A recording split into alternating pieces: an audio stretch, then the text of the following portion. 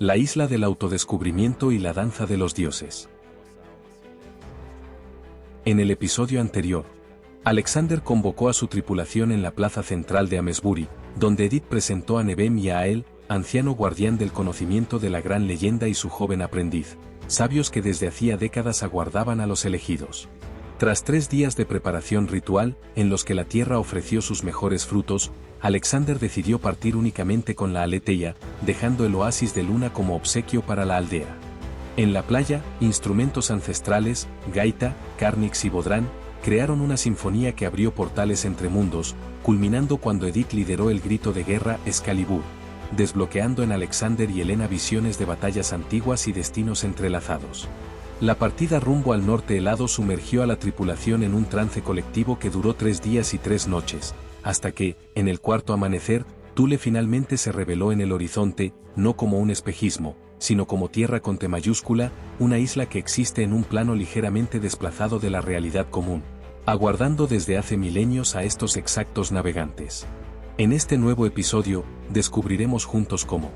la embarcación finalmente toca la arena plateada de Thule y Alexander se convierte en el primero en pisar una tierra que había aguardado durante milenios por esos mismos pies, extendiendo la mano para que Helena, Maqueda y Amina crucen juntos no solo la geografía, sino también umbrales de conciencia. Cerca de la playa, un arroyo de aguas cristalinas, cantando melodías que resuenan directamente en los huesos, se convertirá en el lugar de una comida ritual, donde el té de Masalia conectará pasado con presente, sur con norte. Mientras Nevem narra la leyenda del guerrero centenario que empuñó Excalibur con honor inquebrantable antes de sellarla en las fuentes heladas de una gruta profunda. A medida que el sol desciende tiñendo el cielo de colores imposibles, un canto misterioso surgirá de todas las direcciones al mismo tiempo, guiando al grupo hacia el norte del norte, hasta que la noche caiga de forma abrupta y el paisaje se congele instantáneamente, momento en el que el cielo estallará en aurora boreal, revelando los colores y potenciales latentes de cada uno: verde para Alexander, dorado para Excalibur, blanco para Helena, rojo para Maqueda, azul para Amina, púrpura para Sostrato, rosa para Nevem y verde claro para Ael, despertando habilidades dormidas y demostrando que el autodescubrimiento interior es un requisito esencial antes de la búsqueda física de la espada que juzga la dignidad. El desembarco sagrado, primeros pasos en tierra liminal.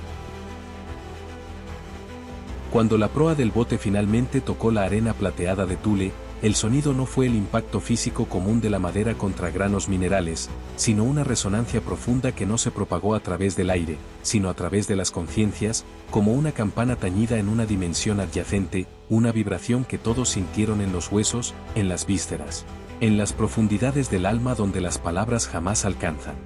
Alexander fue el primero en moverse, no por imposición de un liderazgo jerárquico, sino por el reconocimiento instintivo de que alguien debía cruzar el umbral inicial, asumir el riesgo de ser el primero en pisar un suelo que había aguardado durante milenios por esos mismos pies. Una tierra que existía simultáneamente como geografía física y como territorio metafísico donde las leyes de la causalidad convencional operaban de formas sutilmente distintas.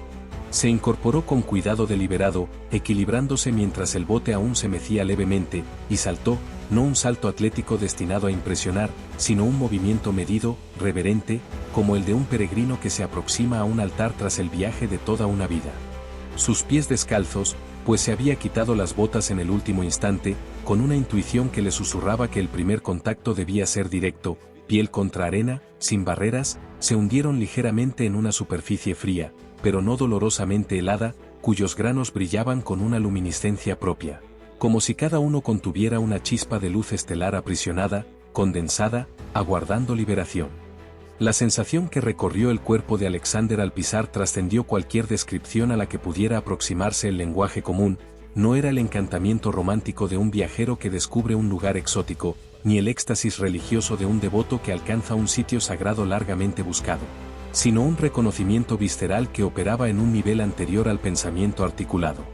Era como regresar a un hogar que no recordaba conscientemente haber dejado, pero cuya existencia el alma siempre había sabido, una memoria grabada no en la mente, sino en la estructura celular, en un código genético que portaba las experiencias de ancestros que habían caminado allí siglos o milenios antes. Sus rodillas casi cedieron, no por debilidad, sino por una emoción súbita y abrumadora, gratitud mezclada con responsabilidad, alegría templada por un terror sagrado de estar finalmente, de manera inequívoca, en el lugar donde un destino tejido a lo largo de generaciones convergía en ese instante singular. Respiró hondo, el aire helado quemó sus pulmones, pero también despertó algo dormido, oxigenando no solo la sangre, sino el propósito. Se volvió hacia el bote donde los demás aguardaban y extendió la mano, un gesto simple que era también un ritual de entrada, una invitación a cruzar juntos no solo el espacio físico, sino los umbrales de conciencia que separan lo ordinario de lo extraordinario. Antes de adentrarnos más profundamente en esta travesía que no atraviesa solo la geografía física, sino también territorios interiores de transformación, te invito a ti, que ahora escuchas estas palabras, a convertirte en parte de esta búsqueda sagrada de una manera aún más profunda. Si esta historia resuena en tu alma como el eco de verdades antiguas que nunca se apagan, como el llamado de algo más grande de lo que la vida cotidiana suele permitirnos tocar, te pido que correspondas con un gesto de gratitud. Dale me gusta a este vídeo, suscríbete al canal y deja tu comentario compartiendo lo que sientes. Al hacerlo, no solo apoyas este trabajo, sino que fortaleces la corriente invisible que une a todos los que buscan no solo aventura, sino autodescubrimiento, a todos los que comprenden que algunas historias no solo se escuchan, sino que se viven a través de una escucha atenta que abre portales internos. Tu presencia aquí es una llama que se suma a las demás, creando una hoguera colectiva que calienta no solo el cuerpo, sino el alma. Juntos, no solo somos testigos de la transformación, participamos en ella. Elena fue la primera en aceptar la mano extendida, sus dedos se entrelazaron con los de Alexander en un contacto que comunicaba mucho más que apoyo físico, era una reafirmación de compromiso, un reconocimiento silencioso de que todo lo que enfrentarían a partir de ese momento sería compartido. El peso dividido y la alegría multiplicada a través de una unión que no era solo un matrimonio legal, sino la fusión de destinos tejidos incluso antes del nacimiento. Cuando sus pies tocaron la arena, experimentó un destello similar de reconocimiento, pero teñido de una cualidad distinta, donde Alexander había sentido arraigo, la fuerza de la tierra ofreciendo una base inquebrantable, Elena sintió claridad, velos que normalmente oscurecían la percepción volviéndose transparentes, permitiéndole ver no solo la superficie, sino las capas subyacentes de significado que impregnaban cada objeto, cada instante, cada respiración compartida. Se miraron durante un momento que pareció extenderse eternamente, una comunicación sin palabras fluyendo a través de sus miradas donde brillaba el reconocimiento mutuo. Ambos sabían, sin necesidad de verbalizarlo, que habían cruzado un punto sin retorno, que todo lo que vendría después transformaría fundamentalmente quiénes eran. Y que esa transformación no solo era aceptable, sino deseada, el propósito para el cual habían nacido aun cuando durante años no supieron nombrarlo en su preparación. Inconsciente. Maqueda fue la siguiente, aceptando la mano de Elena con una gracia que hablaba de una nobleza no impuesta, sino inherente, una dignidad que no dependía de títulos, sino que emanaba de un carácter forjado a través de elecciones coherentes. Princesa de tierras del sol pisando una tierra de hielo y nieve perpetua, un contraste que debería haber sido incómodo, pero que sintió como una complementariedad necesaria, el yang encontrando al yin, el fuego reconociendo que, sin el hielo que lo templa, se convertiría en destrucción en lugar de transformación. Amina la siguió de inmediato, guardiana nunca distante de quien había jurado proteger, pero una protección que trascendía la defensa física y habitaba el territorio del testimonio, garantizar que la verdad fuese preservada, que las experiencias fuesen recordadas con precisión, que la sabiduría conquistada a través de las pruebas no se perdiera cuando la memoria individual fallara. Sostrato saltó con la agilidad de un marinero que había pasado décadas navegando cubiertas oscilantes, el cuerpo ajustándose instintivamente a superficies inestables, pero incluso él, un hombre pragmático que desconfiaba de los misticismos excesivos, sintió algo distinto en aquella arena, una cualidad que hacía que la mundanidad pareciera suspendida temporalmente, dejando espacio para posibilidades que la razón normalmente descartaría como fantasía, pero que la intuición reconocía como reales. En un nivel más profundo del que la lógica alcanza.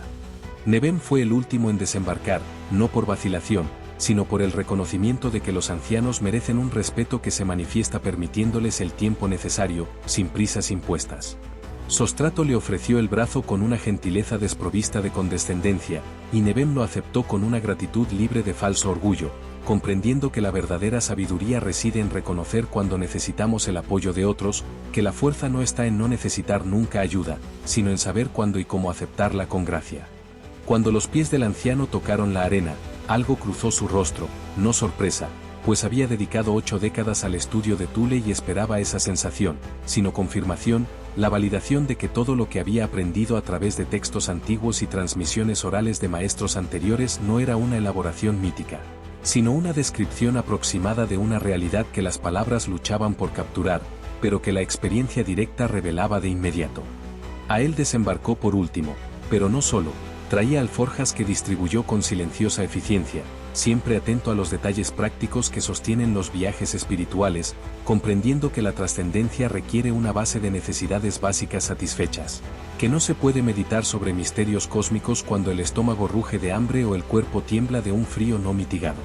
Carnes preservadas con sal de fuentes sagradas, panes bendecidos por Edith, cueros para construir refugios temporales, madera seca que ardería no solo físicamente, sino espiritualmente, según insistía Nebem, vestimentas adicionales de piel curtida para temperaturas que congelarían no solo el cuerpo, sino también la voluntad. Si una protección inadecuada permitiera que el frío penetrara más allá de la piel y alcanzara el espíritu. Fue entonces cuando Alexander notó el trineo, no recordaba haberlo traído en el bote, y ciertamente no había espacio para un objeto tan grande entre provisiones y 7 pasajeros, pero allí estaba, descansando sobre la arena como si siempre hubiera pertenecido a ese lugar. Una construcción de madera curvada y cuerdas trenzadas que parecía simultáneamente antigua y recién fabricada, una paradoja que Thule aparentemente no sentía la necesidad de resolver. Miró a él con gesto interrogante, pero el joven negó con la cabeza indicando que tampoco conocía su origen. Nebem, observando la confusión, sonrió con la comprensión que provenía de décadas estudiando la naturaleza paradójica de la isla.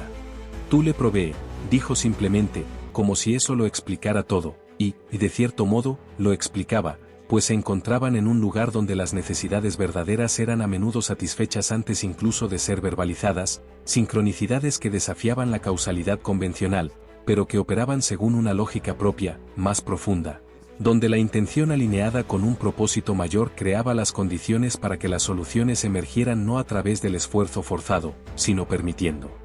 que el universo conspirara a favor de los buscadores dignos. Y así, cargando provisiones para una jornada cuyo final no podían prever, pero cuyo propósito sentían latir en la sangre con cada golpe del corazón, el grupo se volvió del mar que los había traído hacia el interior de la isla que los transformaría, dando sus primeros pasos en una tierra que era tanto el sepulcro de una espada dormida como el útero de renacimiento para aquellos lo suficientemente valientes como para morir a lo que eran y despertar como quienes estaban destinados a llegar a ser. El arroyo susurrante y el sacramento de la tierra. Cerca de la playa donde habían desembarcado, Alexander notó algo que no debería existir según la lógica de la geografía convencional, un arroyo de aguas cristalinas fluyendo entre rocas que no eran piedra común, sino cristal hielo, una sustancia que parecía simultáneamente sólida y translúcida, conteniendo una profundidad que sugería no metros, sino kilómetros de transparencia imposible descendiendo hasta el núcleo de la isla. El agua se movía con un sonido que no era solo el murmullo físico del líquido sobre las rocas, sino una melodía compleja que operaba en múltiples frecuencias, algunas audibles para los oídos, otras perceptibles solo a través de los huesos que vibraban en resonancia, y otras que tocaban directamente el alma sin intermediario físico alguno. Era el canto de la propia tierra, la voz de Thule comunicándose no mediante palabras que la mente consciente pudiera traducir, sino a través de un lenguaje más antiguo, anterior a alfabetos y gramáticas, un idioma que todos los seres nacidos de la tierra comprenden de forma instintiva, aun cuando la civilización les haya enseñado a olvidar cómo escucharlo. Alexander se acercó lentamente, con reverencia, sintiendo cada paso no como una caminata sobre una superficie, sino como una penetración progresiva en un campo de energía que se intensificaba con la proximidad, una densidad espiritual que se volvía tangible de un modo que el aire común jamás logra. Se arrodilló junto al arroyo, ignorando el frío que debería congelarle las rodillas a través de la tela de los pantalones, pero que curiosamente no molestaba, no porque la temperatura fuese distinta de lo que indicaría un termómetro, sino porque el cuerpo comenzaba a operar bajo otros parámetros. Las células ajustándose a un entorno donde las leyes físicas eran sugerencias más que mandatos absolutos. Extendió las manos en forma de cuenco, recogiendo un agua tan helada que dolía, una quemadura de frío tan intensa como la del calor, pero un dolor que no era sufrimiento, era despertar, un choque que arrancaba la conciencia de un sopor confortable y forzaba una atención absoluta al instante presente.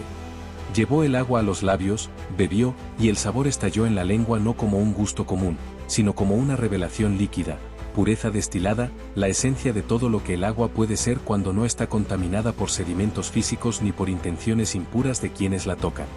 Era como beber memoria cristalizada de nevadas caídas siglos atrás, copos que se habían acumulado capa sobre capa hasta comprimirse en hielo, para luego derretirse lentamente a través de rocas que filtraban no solo impurezas materiales, sino también residuos energéticos, emergiendo finalmente como algo cercano a lo platónicamente ideal. El agua como concepto manifestado en una forma que podía ingerirse, interiorizarse, convertirse en parte de quien la bebía. Se volvió hacia el grupo que observaba con una mezcla de curiosidad y expectativa.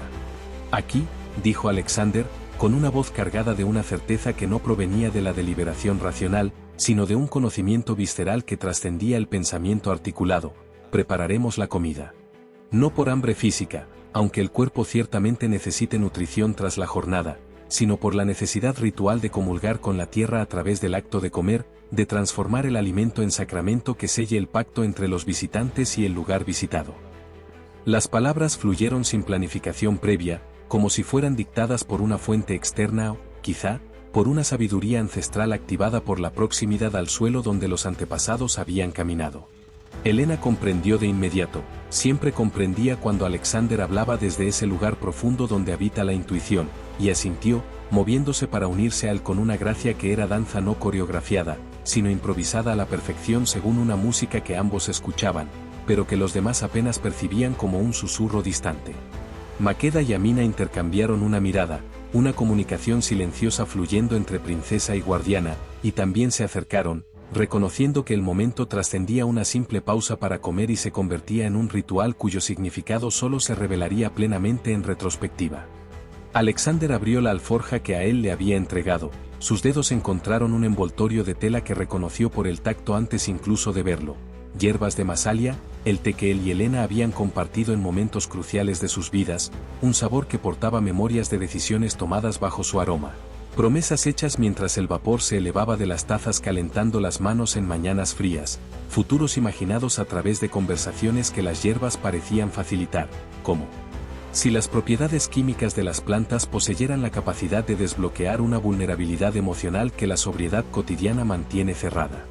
Preparar ese té específico en ese lugar específico era una forma de conectar el pasado con el presente, el sur con el norte, la vida anterior que habían conocido con la vida que estaba a punto de comenzar, una nueva fase no solo del viaje, sino de la existencia, un umbral que cruzaron al pisar Thule y que jamás podrían descruzar, incluso si lo intentaran.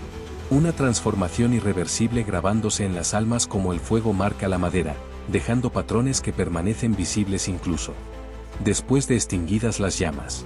Sostuvo el envoltorio con ambas manos, cerró los ojos y, por un momento, se permitió sentir el peso completo de todo lo que llevaba, no el peso físico de hojas secas, sino el peso simbólico de una historia condensada, de una relación destilada en forma botánica.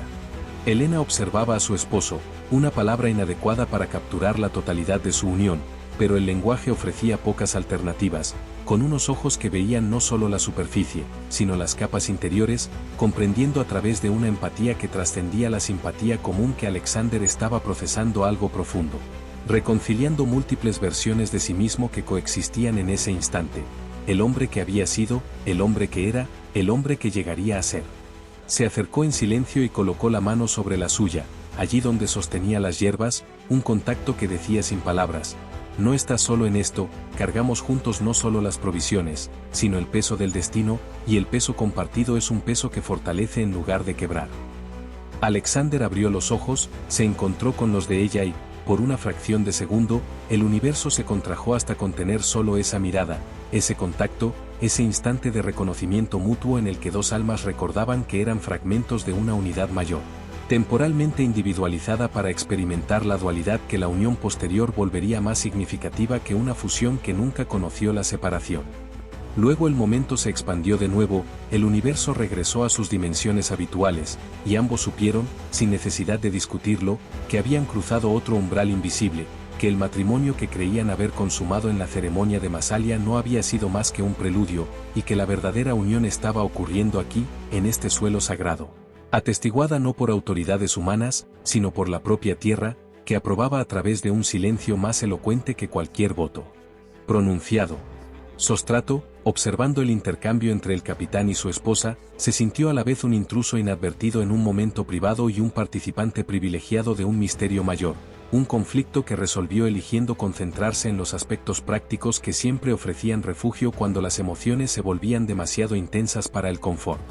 Necesitaremos leña para la hoguera, dijo, rompiendo el silencio no de forma abrupta, sino con suavidad, ofreciendo una transición de la contemplación a la acción. A él asintió, ya moviéndose para descargar la madera seca que habían traído, piezas seleccionadas no al azar, sino según criterios que Nebem había especificado, tipos concretos de árboles, cortados en fases lunares particulares, tratados con aceites que Edith había preparado siguiendo recetas preservadas a lo largo de generaciones. No era leña común destinada meramente a producir calor y cocinar alimentos, sino combustible sagrado que ardería no solo físicamente, sino también espiritualmente, llamas que calentarían no solo el cuerpo, sino el alma, un fuego que sería no solo herramienta, sino participante en un ritual que comenzaba a tomar forma a través de las acciones coordinadas de un grupo que operaba cada vez más como un organismo único en lugar de una colección de individuos, con las fronteras entre el yo y el tú volviéndose porosas a medida que Thule ejercía su influencia sutil pero innegable sobre conciencias que se abrían a posibilidades que la vida ordinaria jamás había permitido explorar por completo. El ritual del fuego y la historia tejida en sangre. Alexander comprendió, a través de una intuición que se intensificaba con cada instante pasado sobre aquel suelo, que encender el fuego no podía ser una acción casual, un gesto automatizado repetido 1000 veces en campamentos anteriores. Este sería el primer fuego que ardería en Thule desde el desembarco del grupo, la primera llama humana en tocar una tierra que quizá no sentía el calor de una hoguera desde hacía décadas o siglos, dependiendo de cuando el último buscador había intentado la jornada y hasta donde había logrado penetrar antes de ser rechazado o aceptado. Por ello, debía pedirse permiso, no a una autoridad humana, pues allí no existía ninguna, sino aquello que habitara la isla, a la conciencia o conjunto de conciencias que impregnaban el suelo, el aire, el agua, las piedras, la nieve, el hielo y el silencio entre los vientos. En un gesto de reverencia nacido no del miedo, sino de un respeto profundo por fuerzas que superaban la comprensión humana, Alexander se inclinó ante el arroyo que continuaba entonando su compleja melodía, una postura que reducía la altura física y simbolizaba humildad espiritual. El reconocimiento de que llegaban no como conquistadores reclamando el derecho de hacer lo que desearan, sino como suplicantes pidiendo un favor que podía ser concedido o negado según criterios que no controlaban. Helena imitó la postura de forma instintiva, no porque Alexander lo ordenara, sino porque la acción resonaba como correcta en un nivel que trascendía la deliberación consciente, el cuerpo respondiendo a un imperativo más profundo que el pensamiento racional. Los demás siguieron, Maqueda y Amina inclinándose con la gracia que princesas y guardianas aprenden desde temprano, Sostrato dudando un instante antes de ceder a un impulso que normalmente habría descartado como superstición excesiva, pero que en aquel lugar y momento se sentía más como prudencia que como debilidad, Nebem y Ael moviéndose al unísono, como si hubieran practicado aquel gesto durante décadas juntos, aunque su relación contara apenas 7 años, una sincronía que hablaba de una conexión que trascendía el tiempo medido cronológicamente. El silencio se extendió, no un vacío incómodo que los grupos sociales se apresuran a llenar con charla trivial, sino una plenitud cargada en la que cada respiración era una oración, cada latido del corazón una ofrenda, cada instante de quietud una forma de escucha más profunda de la que los oídos físicos podían alcanzar. Alexander no pronunció una plegaria memorizada de una liturgia formal que nunca había estudiado, sino que emanó una comunicación directa, de corazón a aquello que estuviera presente aunque invisible, pidiendo permiso para encender el fuego, para preparar el alimento, para existir temporalmente en aquel espacio sagrado sin profanarlo por ignorancia o falta de respeto. Con el corazón ligero, no vacío de preocupaciones, pues el peso de la misión permanecía como una gravedad constante, sino libre de intenciones impuras que contaminarían el ritual transformándolo de ofrenda sagrada en manipulación egoísta, Alexander sintió que el permiso había sido concedido. No hubo una voz audible pronunciando aprobación, ni una señal dramática como un rayo de luz atravesando las nubes e iluminando un lugar específico, pero la certeza se estableció en su conciencia a través de un canal que la razón no monitorea, pero que la intuición reconoce como fiable cuando ha sido afinada durante años de atender a los susurros sutiles que el mundo emite constantemente y que la mayoría ignora por ser demasiado silenciosos para oídos acostumbrados al clamor.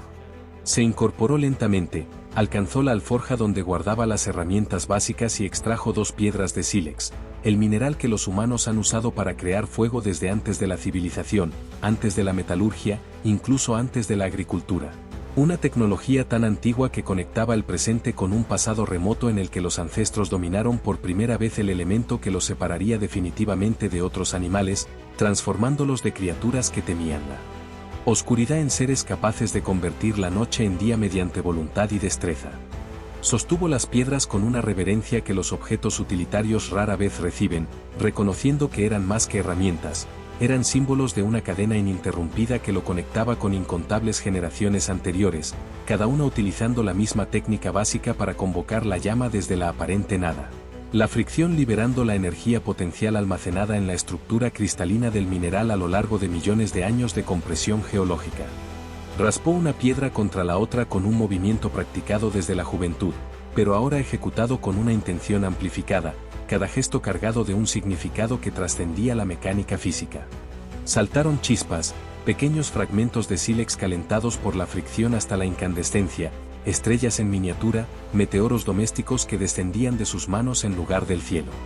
Algunas se extinguieron de inmediato al contacto con el aire helado, pero otras encontraron el material que a él había preparado de antemano: paja seca, ramitas dispuestas según un patrón específico que Nebem había enseñado. Una estructura que facilitaba la ignición al permitir el flujo adecuado de oxígeno mientras mantenía el calor concentrado el tiempo suficiente para que la combustión se estableciera.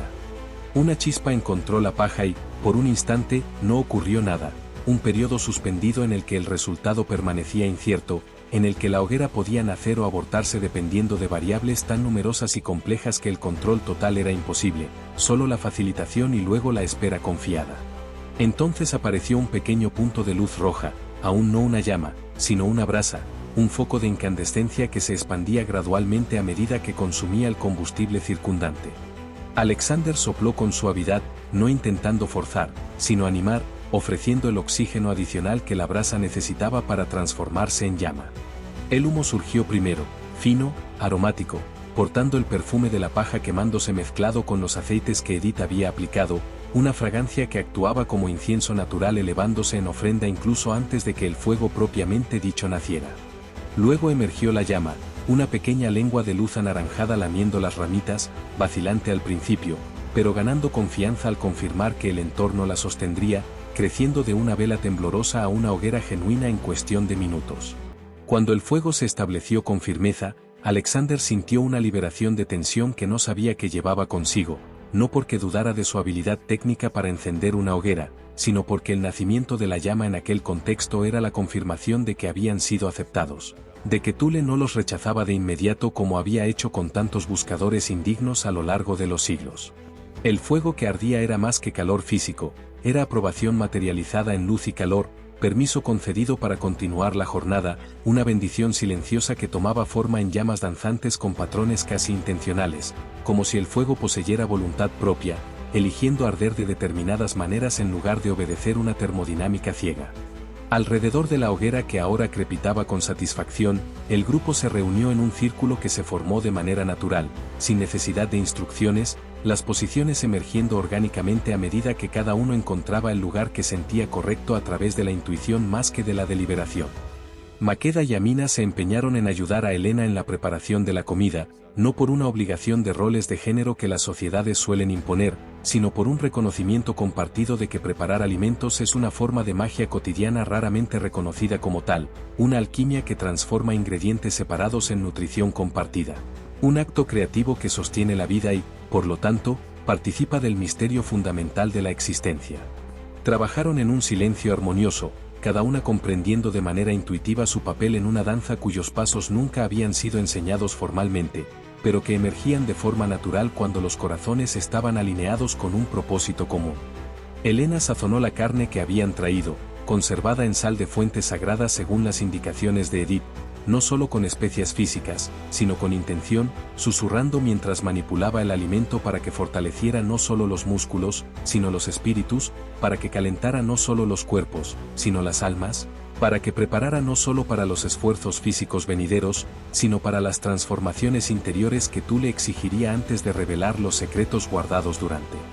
milenios en grutas de cristal hielo donde el tiempo fluía de manera distinta y donde la espada aguardaba no de forma pasiva, sino activa, juzgando la dignidad de quienes se acercaban según criterios que ningún consejo de sabios podía determinar de antemano. El té de las memorias y el peso de linajes convergentes.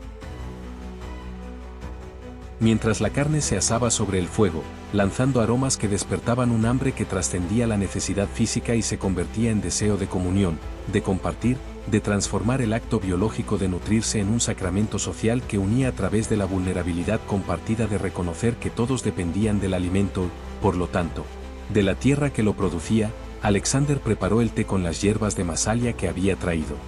El agua del arroyo fue recogida en una tetera de metal que a él proporcionó, suspendida sobre las llamas hasta alcanzar el hervor, burbujas ascendiendo a través del líquido transparente como pequeños mundos naciendo y muriendo en ciclos acelerados, cada uno existiendo brevemente antes de estallar al llegar a la superficie, liberando vapor que se elevaba en espirales que parecían danzar con intención propia en lugar de seguir meramente la convección térmica. Cuando el agua alcanzó la temperatura adecuada, no un hervor violento que destruiría la delicadeza de las hierbas, sino un calor gentil que extraería sus esencias sin brutalizarlas, Alexander retiró la tetera del fuego y añadió las hojas secas, que se expandieron al contacto con la humedad, liberando pigmentos que transformaron el agua clara en un líquido dorado verdoso que emanaba un perfume que era un portal sensorial directo a memorias específicas. Helena reconoció el aroma de inmediato, incluso antes de ver a Alexander preparándolo, pues el olfato es el sentido más primitivo y, por ello, el más directamente conectado con el sistema límbico donde emociones y recuerdos residen entrelazados. Era el té que compartieron la mañana en que Alexander le pidió matrimonio, su nerviosismo manifestándose en unas manos que temblaban levemente al servir, las tazas tintineando contra los platillos de un modo que en otras circunstancias habría sido embarazoso, pero que en aquel contexto se había vuelto ternura materializada en sonido. Era el té que bebieron la noche previa a la partida de Masalia, cuando el futuro se extendía ante ellos como un océano inexplorado y excitante, pero también aterrador en su vastedad cargada de infinitas posibilidades, incluidas muchas formas de fracaso y pérdida. Era el té que compartieron tras la tormenta que casi hunde a la Aletheia, cuando la supervivencia confirmada exigía una celebración silenciosa mediante un ritual simple que reafirmaba que seguían vivos, seguían juntos, seguían siendo capaces de saborear los pequeños placeres que las tempestades intentan arrebatar, pero que persisten cuando el corazón permanece resiliente. Cada sorbo no sería solo la ingestión de un líquido, sino la activación de memorias condensadas, el pasado volviéndose presente a través de la química de plantas que el cerebro humano aprendió hace milenios a asociar con estados específicos de conciencia y afecto. Cuando el té fue servido en tazas improvisadas hechas con cáscaras de coco que alguien previsor había incluido entre las provisiones, el primer sorbo tocó las lenguas no como una bebida común, sino como una comunión líquida con la propia tierra, la esencia de Thule, pues el agua provenía del arroyo que fluía entre las rocas de la isla, mezclada con la esencia de Masalia. Pues las hierbas habían crecido en suelo mediterráneo bajo un sol que jamás conocía un invierno verdadero, creando una fusión que era el símbolo perfecto del viaje que había puesto en contacto al sur con el norte, al calor con el frío, descubriendo que no eran opuestos absolutos, sino complementariedades necesarias, cada uno incompleto sin el otro. Alexander y Helena bebieron simultáneamente, sus miradas encontrándose por encima del borde de las tazas, y por un instante no fueron solo dos individuos, sino representantes de algo mayor, linajes convergiendo, historias entrelazándose, destinos tejidos a lo largo de generaciones acercándose finalmente a su cumplimiento o, al menos, a un intento sincero de cumplir aquello que otros iniciaron pero no completaron, transmitiendo la responsabilidad con la esperanza de que, eventualmente, alguien lograra lo que los predecesores no pudieron. La historia que había llevado a Alexander y Helena hasta Thule no había comenzado con ellos, una verdad que ambos comprendían intelectualmente desde hacía años, pero que solo ahora, sentados en aquella playa imposible bebiendo un té que sabía simultáneamente familiar y alienígena, penetraba por completo en sus conciencias no como información, sino como conocimiento vivido. Se extendía hacia atrás a través de décadas fácilmente documentadas, siglos registrados en fragmentos y, posiblemente, milenios perdidos en las brumas de la memoria colectiva donde el hecho y el mito se mezclaban hasta volverse indistinguibles, sin ser menos verdaderos por ello. No sabían exactamente cuándo había comenzado la búsqueda, tal vez con el guerrero sin nombre que Nevem narraría en breve, tal vez antes con otros portadores que los registros olvidaron, quizá incluso antes de que Excalibur fuera forjada, cuando el sueño de una espada que juzgaría la dignidad comenzó a germinar en la mente de un herrero que moldeaba metal común, pero imaginaba un arma sagrada.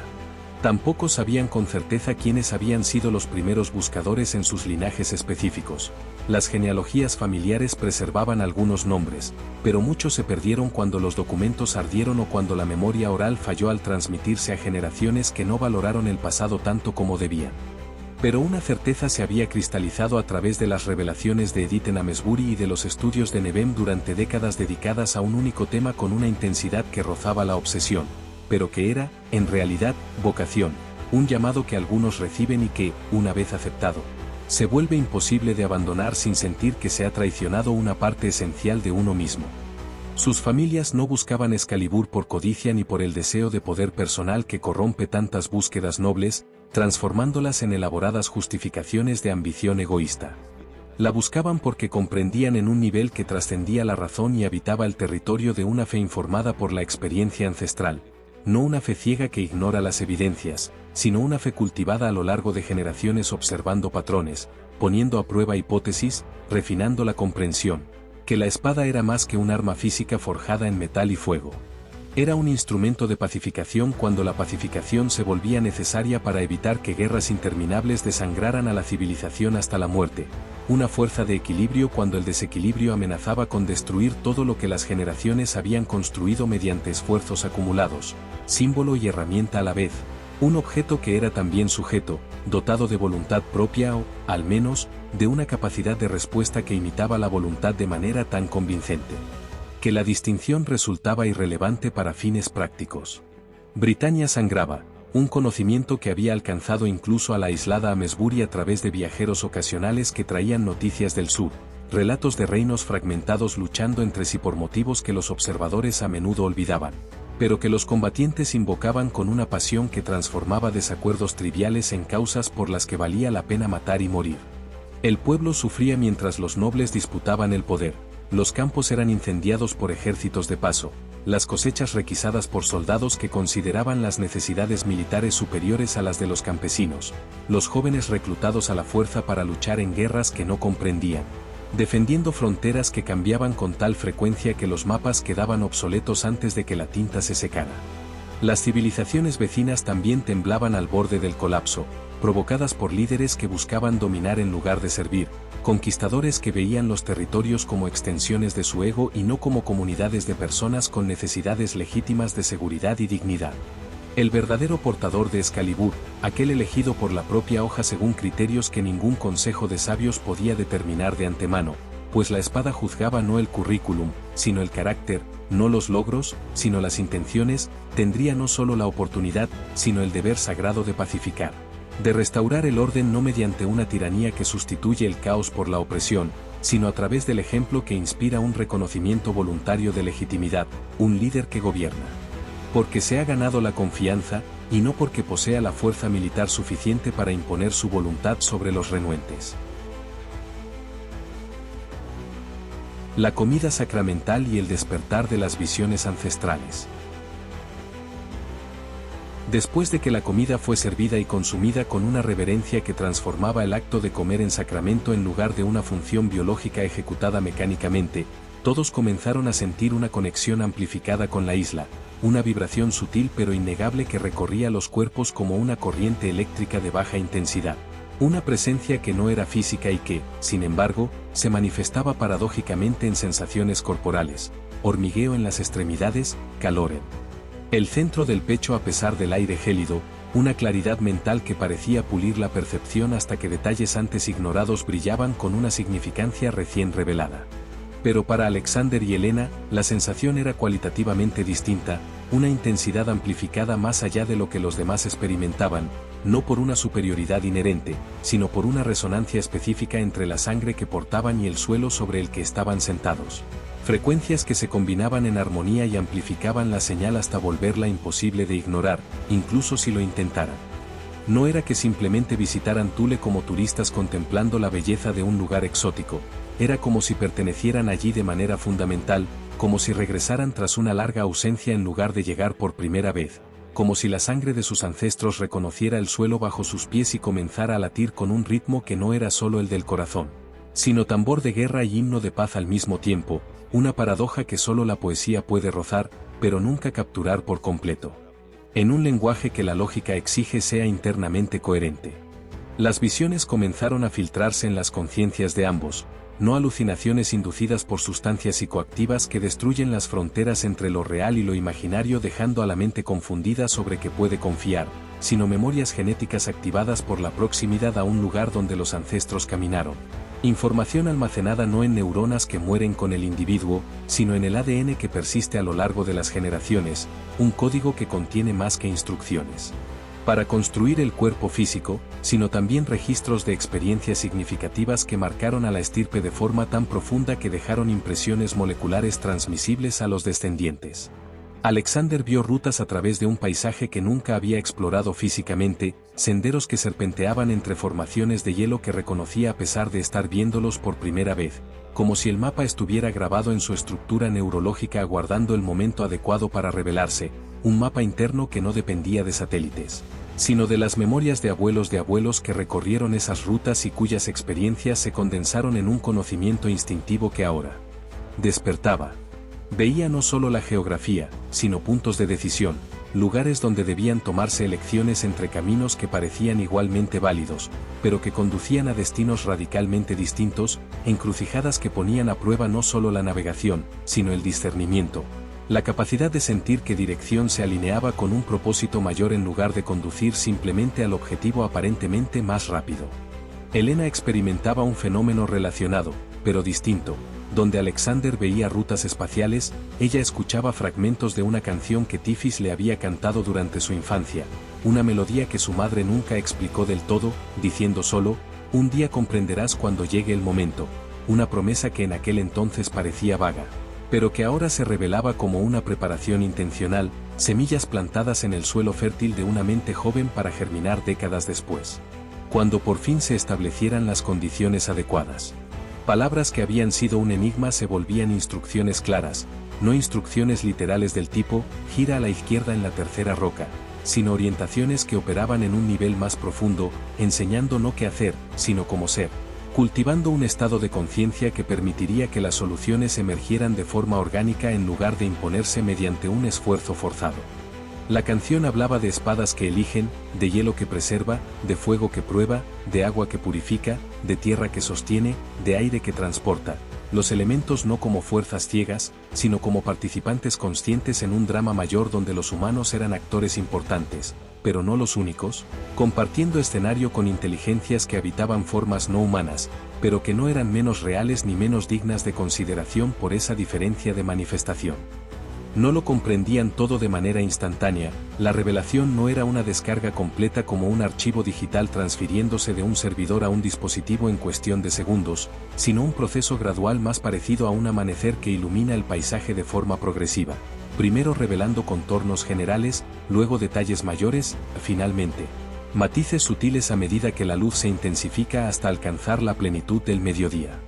El conocimiento llegaba en oleadas que solo se revelarían por completo conforme avanzaran a través de Thule, cada paso físico correspondiendo a un paso en el viaje interior de comprensión, la geografía externa reflejando el territorio interno que debían cartografiar para alcanzar un destino que era tanto un lugar como un estado del ser. Pero la dirección general se había cristalizado con suficiente claridad para iniciar el movimiento, hacia el norte del norte, más adentro en el corazón de la isla donde los secretos más antiguos aguardaban, protegidos no solo por el hielo y la distancia, sino por barreras que operaban en dimensiones que los mapas convencionales no registran. Regiones accesibles únicamente para quienes desarrollaran percepciones que se expandieran más allá de los 5 sentidos físicos, hacia territorios que los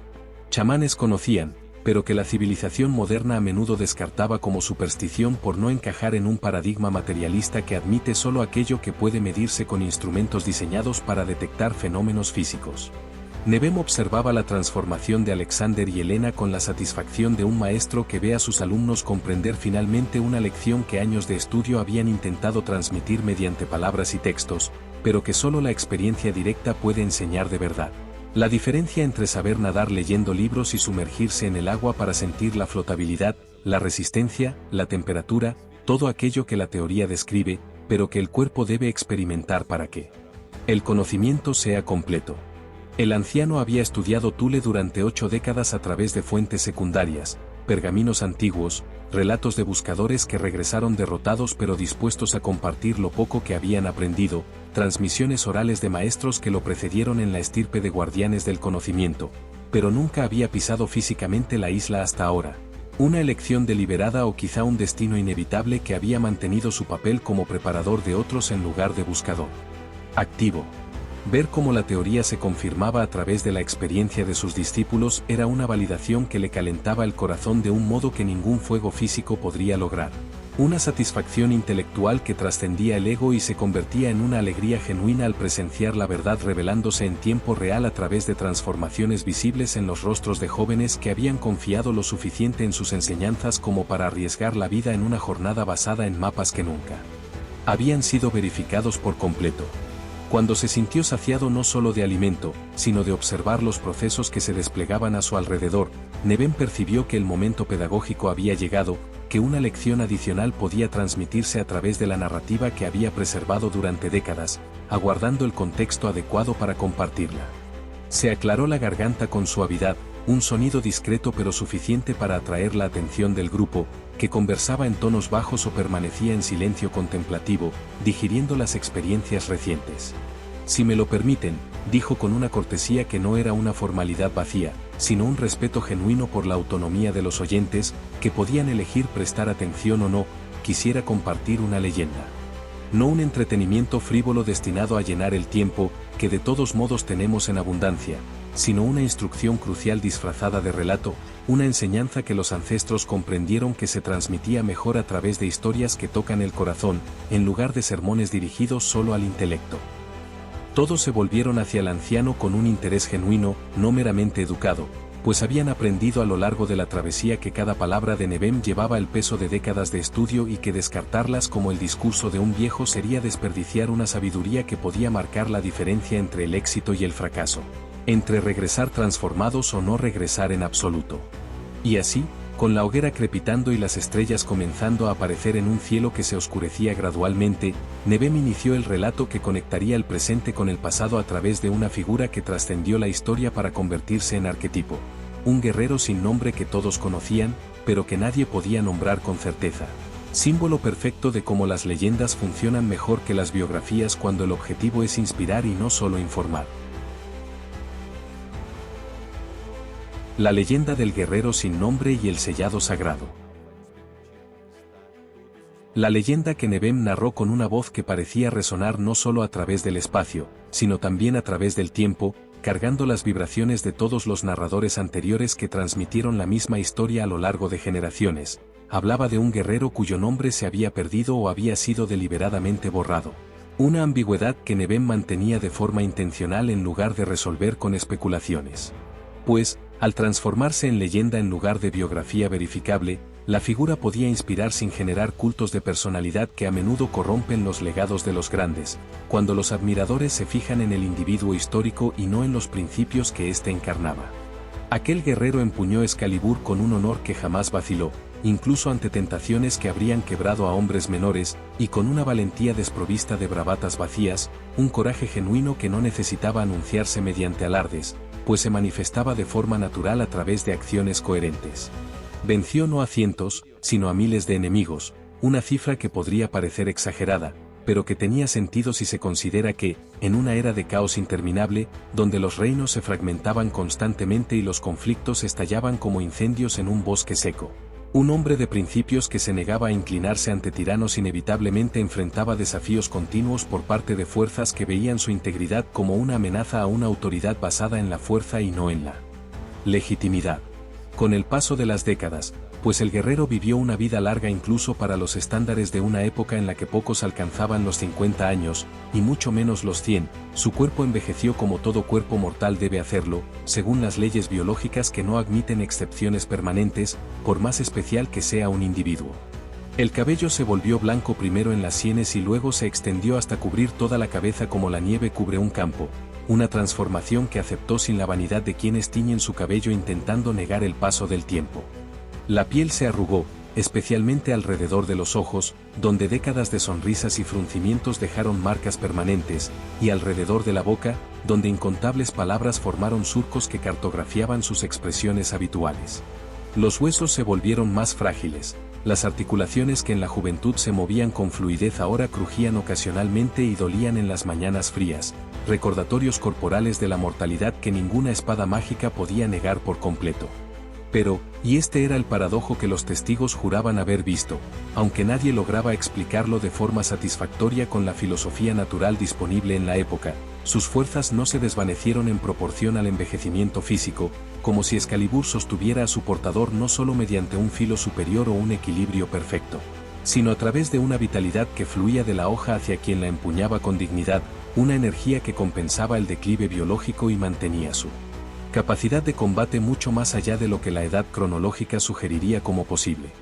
Donde surgía una discordia diplomática que amenazaba con estallar en una guerra genocida, y había muchas, pues se trataba de una era de transición en la que las viejas certezas se derrumbaban mientras las nuevas aún no se habían establecido, un vacío que siempre invita al conflicto. Allí estaba el guerrero llevando conciliación no mediante intimidación ni amenazas veladas, sino a través de una presencia que inspiraba confianza incluso en los adversarios, una aura de integridad tan poderosa que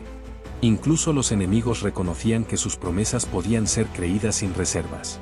Sus palabras atravesaban la retórica vacía que los diplomáticos suelen utilizar para ocultar verdades incómodas, alcanzando la esencia de las disputas que las partes perdían de vista al aferrarse a posiciones defendidas por principio y no por interés genuino.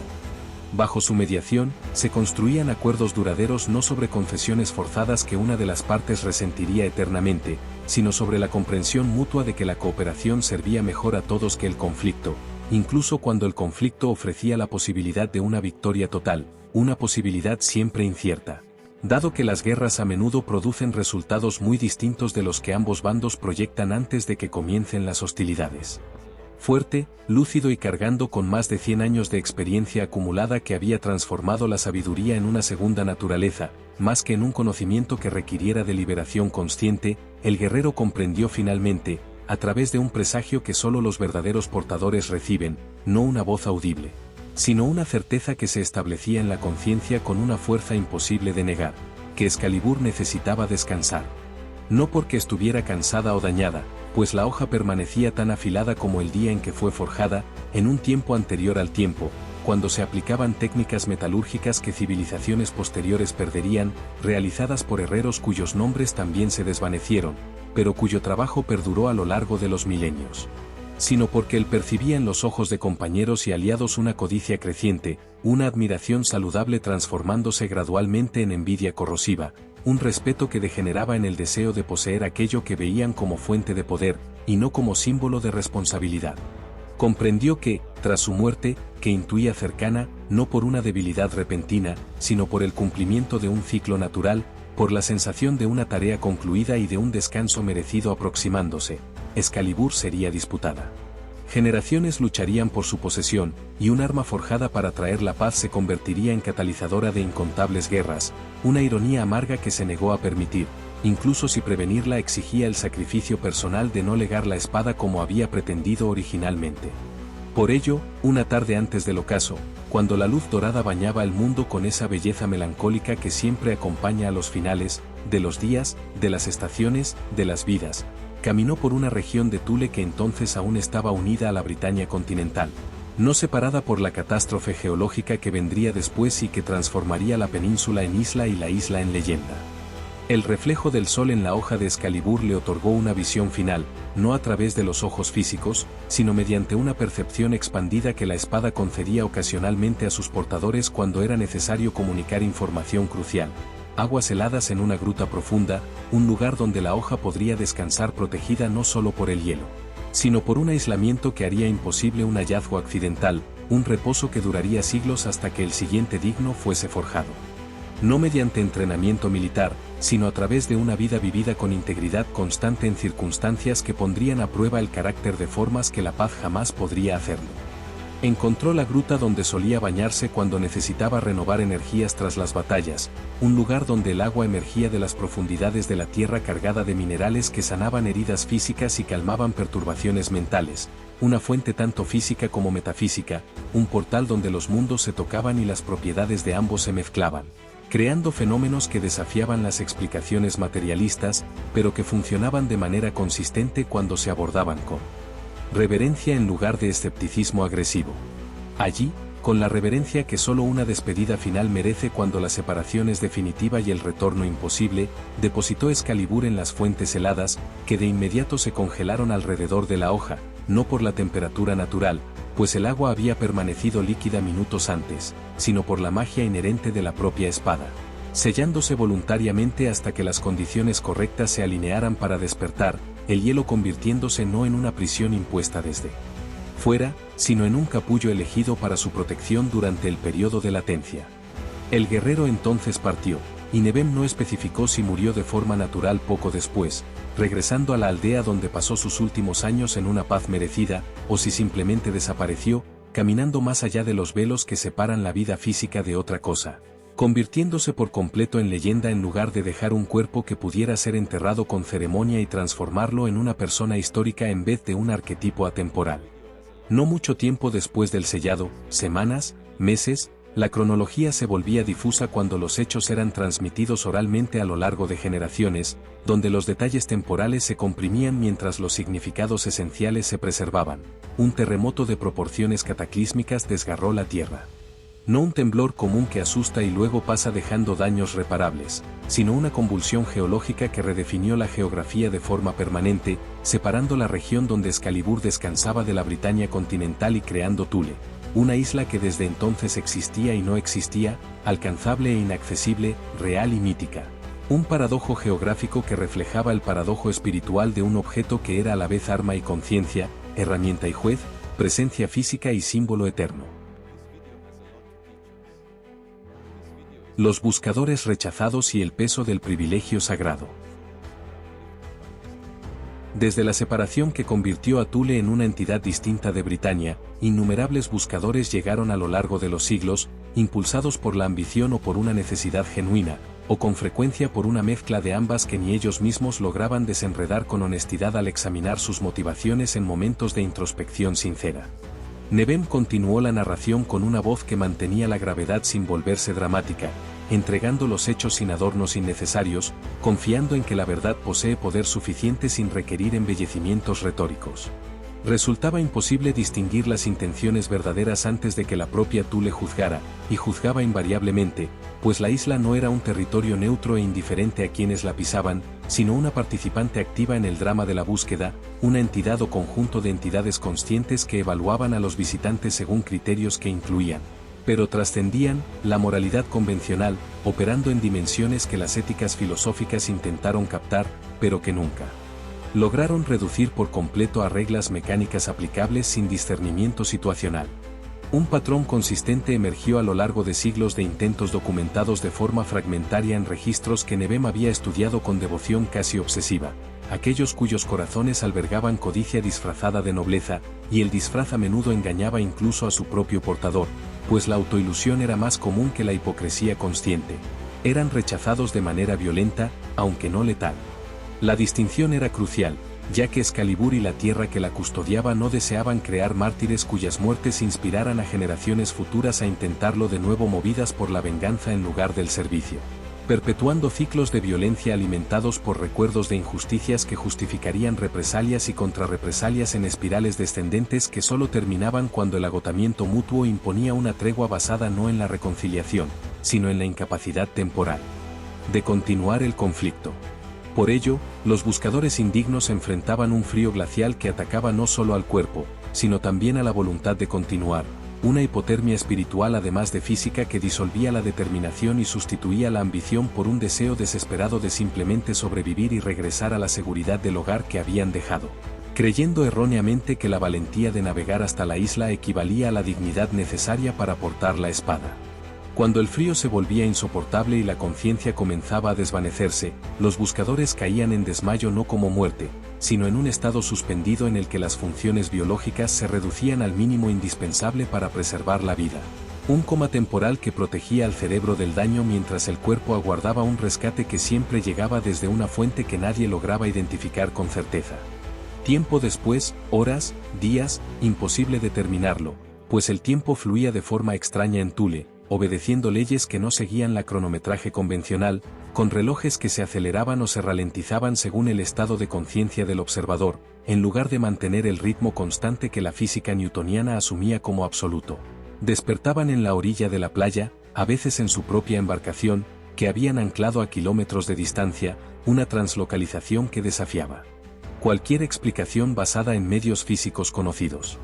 No conservaban un recuerdo claro de cómo habían llegado allí, una laguna que podía ser amnesia inducida por el trauma o un borrado deliberado de información que no debía revelarse a los no iniciados, pero sí una certeza absoluta de un mensaje grabado en la conciencia con una claridad que ninguna palabra escrita podría alcanzar: vete. No eres digno. Regresa solo si ocurre una transformación verdadera, si el corazón se purifica a través de las pruebas que la vida ofrece generosamente a quienes prestan atención y aprenden, en lugar de endurecerse de forma defensiva. Nadie podía afirmar con certeza quién lo salvaba de congelarse por completo. Las especulaciones abundaban, pero la verificación era imposible, dado que el fenómeno ocurría cuando los testigos estaban inconscientes y, por tanto, incapaces de observar el proceso. Tal vez fuera el antiguo guerrero, aún vagando como un guardián espectral, leal más allá de la muerte a la misión de proteger Excalibur y asegurar que solo los dignos se acercaran, una existencia post-mortem sostenida no por el apego egoísta a la vida, sino por un deber que trascendía los límites corporales y persistía aún cuando la forma física se había disipado. Tal vez fuera la propia Excalibur proyectando una conciencia protectora, cuidando de los buscadores como una madre cuida de hijos que han fallado, pero que aún merecen la oportunidad de madurar y volver a intentarlo cuando estén listos, una compasión que se negaba a permitir la muerte incluso cuando el rechazo era necesario. Tal vez fuera Thule actuando como una entidad consciente, una isla dotada de voluntad propia mediante procesos que la ciencia moderna empezaba a sospechar, pero que aún no comprendía del todo, una Gaia a escala reducida que demostraba que la conciencia no requería necesariamente neuronas ni sinapsis, sino que podía emerger de sistemas complejos suficientemente integrados. O quizá fuera una combinación de todo ello, una cooperación entre niveles de la realidad que normalmente se mantenían separados, pero que en un lugar liminal como Thule se interpenetraban, generando fenómenos que desafiaban las clasificaciones simplistas. Pero el resultado permanecía constante, independientemente del mecanismo. Los indignos comprendían el mensaje, avergonzados pero vivos para cargar con una vergüenza que resultaba un castigo más eficaz que el martirio, regresaban para no intentarlo jamás de nuevo. Algunos compartían sus experiencias con honestidad, contribuyendo al cuerpo de conocimiento que guardianes como Nebem acumulaban, mientras que otros guardaban silencio por orgullo herido, prefiriendo inventar explicaciones alternativas que preservaran su propia imagen antes que admitir el rechazo por una fuerza que los había evaluado y hallado insuficientes. Sin embargo, todos llevaban una marca invisible de haber entrado en contacto con algo mayor que los egos individuales, una cicatriz psicológica que les recordaba siempre que existían fuerzas que no podían ser manipuladas ni engañadas mediante el encanto social o las presentaciones cuidadosamente construidas, que la autenticidad era reconocida, o su ausencia detectada, por inteligencias que veían más allá de las máscaras que los humanos usan con tanta frecuencia que a menudo olvidan que son máscaras y no rostros verdaderos. Concluida la leyenda, Nebem permitió que el silencio se extendiera como un lago después de que una piedra deja de crear ondas, dejando que la historia se asentara en las mentes de los oyentes como sedimento en el fondo de un agua agitada, revelando gradualmente la claridad a medida que las partículas en suspensión se depositaban y la transparencia regresaba. Nadie habló de inmediato, no por falta de reacciones, sino por exceso de ellas. Tantos pensamientos y emociones competían por expresarse que paralizaban cualquier intento de verbalización, mientras cada uno procesaba internamente cómo la narración se relacionaba con la travesía personal y colectiva que habían emprendido. Alexander fue el primero en romper el silencio. Entonces nos pondrá a prueba, como puso a prueba a todos los anteriores. No era una pregunta, sino una afirmación, un reconocimiento de la inevitabilidad. Nebem asintió. ya los está probando. La prueba comenzó en el instante en que pisaron la playa. Cada elección que han hecho desde entonces, cómo desembarcaron, cómo encendieron el fuego, cómo compartieron la comida, todo ha sido observado y evaluado. Y las pruebas continuarán, intensificándose a medida que se adentren más en un territorio que juzga no solo las acciones, sino las motivaciones, no solo el coraje, sino la sabiduría, no solo la fuerza, sino la compasión. Helena sintió un escalofrío recorrerle la espalda, no de miedo, sino del reconocimiento de que estaban bajo un escrutinio constante de una presencia que no podían ver, pero que los veía por completo, una transparencia forzada que resultaba a la vez aterradora y liberadora, pues eliminaba cualquier posibilidad de fingimiento y exigía autenticidad, sabiendo que toda disimulación sería detectada de forma inevitable. Todos comprendieron de manera implícita que no eran meros oyentes de un relato antiguo, sino participantes del siguiente capítulo de una saga en curso, y que sus decisiones en las horas y días venideros determinarían si regresarían transformados por pruebas que revelarían fuerzas que no sabían poseer, o derrotados pero vivos para contar la historia de otro intento fallido. O quizá no regresarían en absoluto si el orgullo o la obstinación los empujaban más allá de los límites que Thule mantenía. Para su propia protección y la de Excalibur. Si la espada finalmente despertaría tras siglos de dormancia sellada en el hielo de una gruta que ningún mapa moderno registraba, porque los cartógrafos que visitaron la isla nunca penetraron lo suficientemente profundo, o no fueron lo bastante dignos para que la ubicación se revelara, o si permanecería sellada aguardando a una generación futura quizá más digna. Era una cuestión que solo el tiempo y las acciones responderían. El peso de la responsabilidad era inmenso, pero, de forma extraña, no aplastante. Era un peso aceptado conscientemente, cargado no por una obligación impuesta desde fuera, sino por el privilegio de estar entre aquellos seleccionados a lo largo de milenios de preparación para intentar lo que tantos otros habían fallado, una oportunidad reconocida como rara y, por ello, preciosa, a pesar, o quizá a causa, de las dificultades que sin duda enfrentarían antes de que la jornada alcanzara cualquier tipo de conclusión.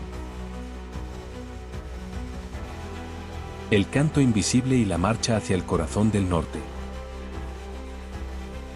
A medida que el sol descendía hacia un horizonte que, en latitudes tan extremas, se convertía en un acontecimiento prolongado en lugar de una transición rápida, el cielo se teñía de colores que no existían en las paletas terrestres habituales, rojos con matices de un dorado imposible, naranjas que se mezclaban con verdes que, según la teoría del color, no deberían coexistir, pero que allí creaban armonías paradójicas. Todos los presentes sintieron como su conexión con la Tierra se intensificaba más allá de los niveles ya elevados experimentados desde el desembarco. No se trataba solo de admiración estética ante un paisaje hermoso que fotógrafos recorrerían miles de kilómetros para capturar, ni de curiosidad intelectual frente a un lugar exótico que científicos intentarían clasificar mediante taxonomías destinadas inevitablemente a fracasar al intentar abarcar la totalidad de un fenómeno resistente al reduccionismo. Era una fusión temporal de las conciencias individuales con una conciencia mayor que impregnaba la isla, como si Thule los estuviera poniendo a prueba no mediante obstáculos físicos impuestos desde fuera para ser superados con fuerza o destreza, sino mediante una invitación a disolver parcialmente las fronteras del ego que normalmente se defienden con rigidez y a experimentar la realidad desde una perspectiva expandida, donde la distinción entre sujeto y objeto, entre observador y observado, entre el yo y el otro, se volvía fluida en lugar de absoluta. Alexander sentía el suelo bajo sus pies no como una superficie sobre la que se apoyaba manteniendo una separación clara entre cuerpo y tierra, sino como una extensión de su propio cuerpo, raíces invisibles penetrando el suelo y conectándolo con miríadas de vidas que habían pisado allí antes, no solo humanas, en sus búsquedas bien intencionadas o ambiciosas, sino todas las formas de conciencia que Thule había acogido a lo largo de las eras, animales que migraban siguiendo instintos grabados en la genética, aves que se posaban brevemente durante vuelos transcontinentales, plantas que germinaban en grietas de roca transformando lo mineral en orgánico mediante la alquimia de la fotosíntesis, incluso minerales que se transformaban lentamente a través de presiones tectónicas y ciclos de congelación y deshielo. Todos participando en una danza mayor de la existencia en la que cada forma contribuía al patrón total, aun cuando los individuos no comprendieran los papeles que desempeñaban. Helena escuchaba no con oídos que captan vibraciones del aire, sino con la totalidad de su ser, percibiendo vibraciones que precedían al sonido, intenciones formándose antes de manifestarse en ondas acústicas. Patrones que organizaban el caos aparente en un orden oculto que solo se revelaba a quienes aprendían a ver a través de los velos que la percepción ordinaria mantiene cerrados por seguridad, pero que en momentos especiales podían alzarse temporalmente, permitiendo vislumbres de realidades subyacentes. Maqueda veía colores que los ojos físicos no deberían captar según la oftalmología que conocía, un espectro expandido que revelaba dimensiones de la realidad normalmente invisibles, el ultravioleta y el infrarrojo volviéndose accesibles no mediante instrumentos, sino a través de una apertura perceptiva que tú le facilitaba en quienes llegaban con la receptividad adecuada, demostrando que las limitaciones sensoriales no eran absolutas, sino condicionadas, entrenables en direcciones que la civilización moderna había descuidado al concentrarse en desarrollar tecnologías externas en lugar de capacidades internas.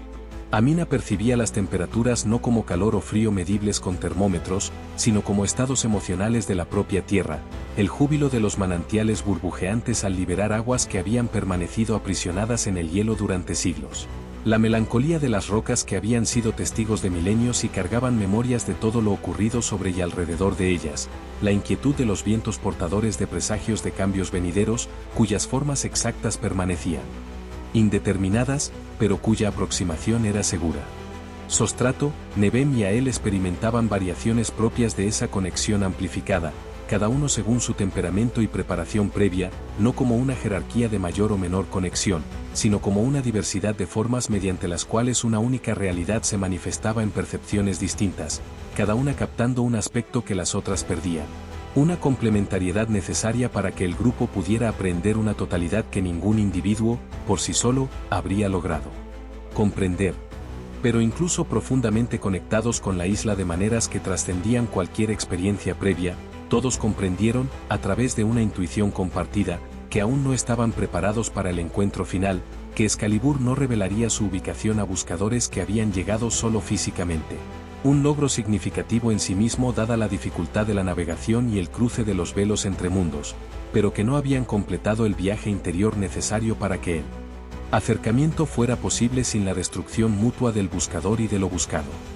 Debían desarrollar potenciales latentes que su sangre llevaba a través de generaciones, pero que la vida cotidiana nunca había exigido activar, capacidades que permanecían dormidas como semillas aguardando una primavera que jamás llegaba en climas perpetuamente invernales donde la germinación resultaba prácticamente imposible.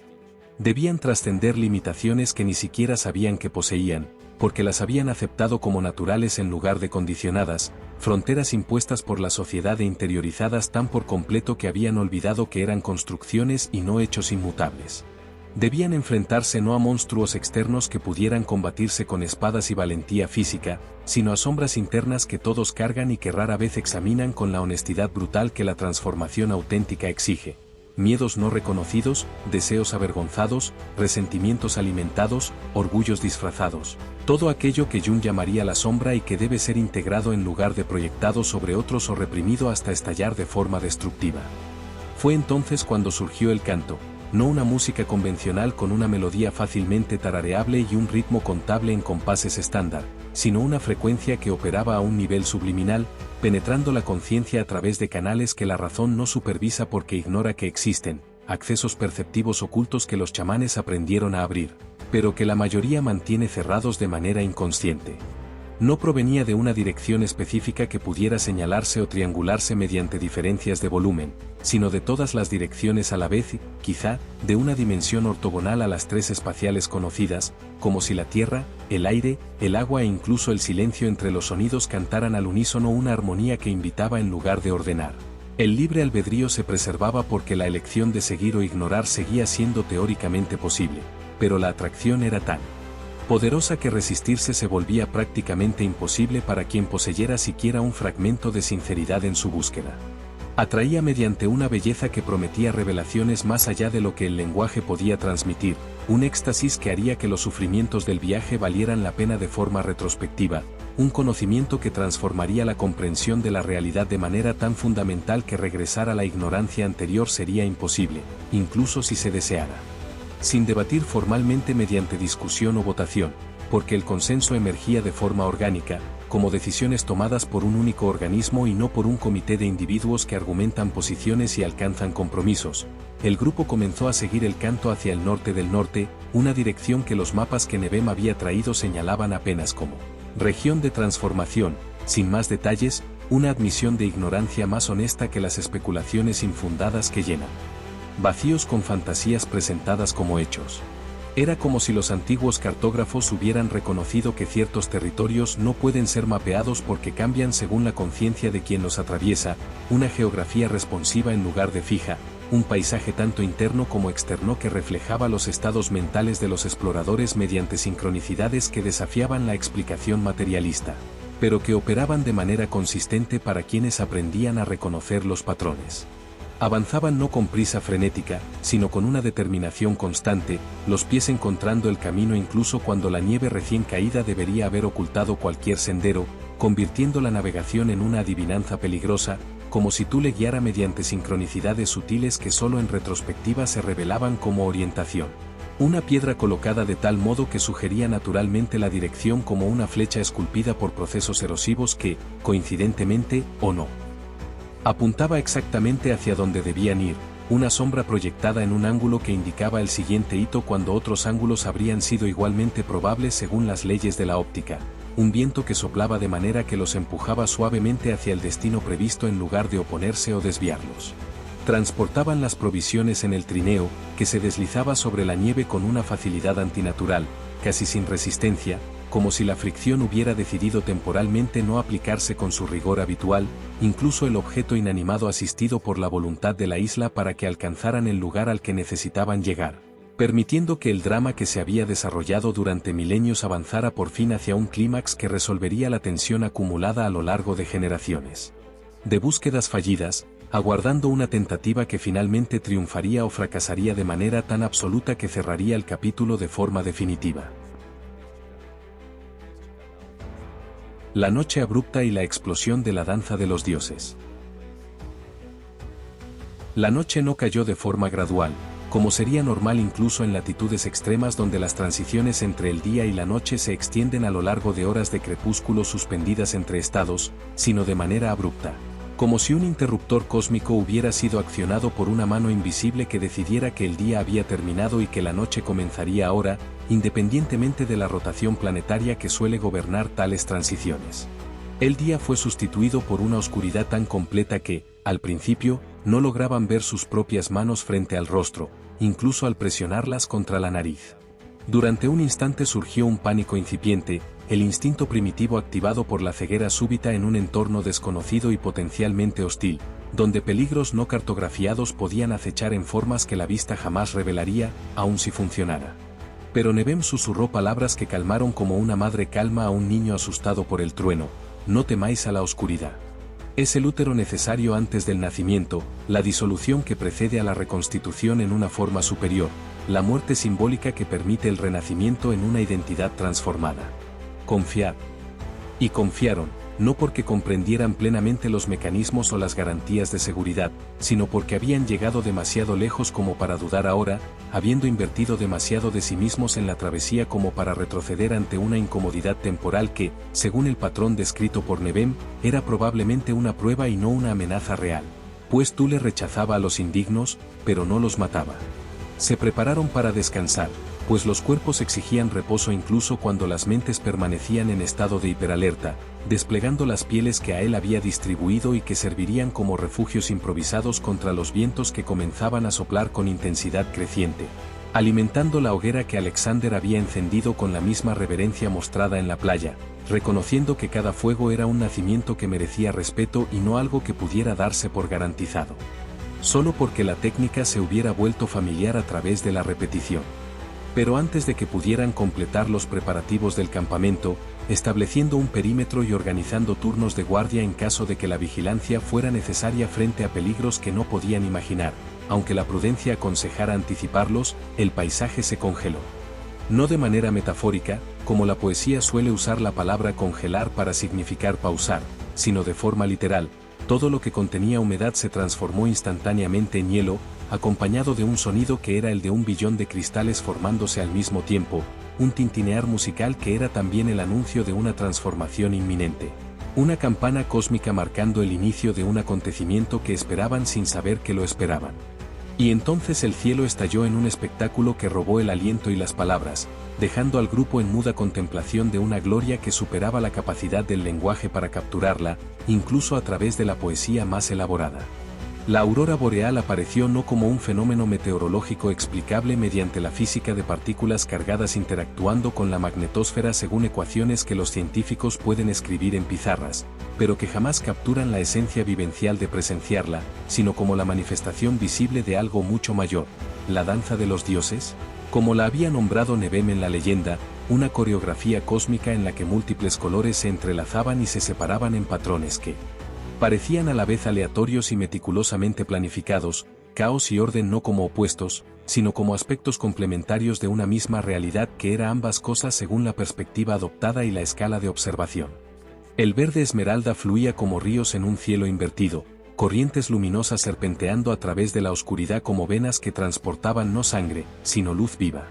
El blanco plateado caía en cascadas como cataratas que habían decidido desafiar la gravedad y ascender en lugar de descender, agua transformada en luz que conservaba una cualidad líquida incluso mientras violaba las leyes hidráulicas que normalmente rigen el flujo. Un rosa delicado flotaba como pétalos esparcidos por un viento suave que nunca llegaban a caer del todo, suspendidos en una danza eterna de casi caída que se prolongaba indefinidamente. El rojo rubí palpitaba como los latidos de un corazón gigantesco que bombeaba no sangre, sino pasión destilada visible para quienes tenían ojos para ver. El azul zafiro ondulaba como un océano suspendido arriba en lugar de abajo, desafiando las orientaciones espaciales con las que los humanos navegan el mundo. El púrpura amatista giraba en espirales hipnóticas que inducían un trance ligero, donde las fronteras entre el yo y el mundo comenzaban a disolverse, permitiendo una fusión temporal de la conciencia observadora con el fenómeno observado. Y el dorado que dominaba el centro del espectáculo, brillaba con una intensidad que debería cegar según los cálculos de lúmenes que alcanzan la retina, pero que los ojos podían contemplar sin dolor, como si la luz operara bajo principios distintos cuando emanaba de una fuente sagrada y no profana. Irradiaba como un sol que no quemaba, sino que calentaba el alma en lugar de la piel, un calor espiritual y no térmico, un consuelo que penetraba más profundamente de lo que jamás podría hacerlo una hoguera física, incluso alimentada con la leña más aromática y ardiente. Helena y Maqueda sintieron lágrimas deslizarse involuntariamente, no de la tristeza que suele provocar el llanto, sino de algo mayor que la alegría común que el lenguaje identifica con satisfacción o placer, una trascendencia estética en la que la belleza pura atraviesa las defensas que normalmente protegen de una vulnerabilidad emocional excesiva. La armadura psicológica que todos desarrollan para sobrevivir en un mundo que con frecuencia hiere sensibilidades demasiado expuestas, y toca directamente el núcleo del ser, donde habita silenciosamente la gratitud por existir, aguardando momentos raros en los que las circunstancias permiten una expresión plena. Envuelto el grupo en gruesas ropas de piel que deberían haber restringido el movimiento y vuelto torpes los abrazos a través de capas aislantes, todos se abrazaron instintivamente, formando un círculo en el que no existía distinción entre líder y seguidor, maestro y aprendiz, hombre y mujer, anciano y joven, noble y común. Solo seres humanos compartiendo una experiencia que trascendía la individualidad y disolvía temporalmente la ilusión de separación fundamental que el ego mantiene para